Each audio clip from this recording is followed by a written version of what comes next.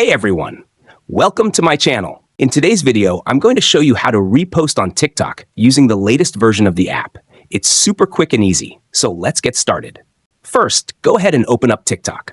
Now, find the video that you want to repost. It could be something funny, informative, or just something you want to share with your audience. Once you've found the video, look for the arrow icon pointing to the right. This is the share button. Tap on it, and you'll see several options pop up. The very first option you'll see is Repost. Simply tap on it, and just like that, the video will be shared on your account. Now, if you're wondering where your reposted videos go, just head over to your profile. You see the repost icon on the slide bar, and all of your reposts will be displayed here. See Recent Repost here. This also means your followers will be able to see what you've reposted in their feeds. You'll also see the reposted tag on the video, confirming that it's been shared. If you found this helpful, smash that like button, subscribe for more tech videos, and open a notification for our next coming videos.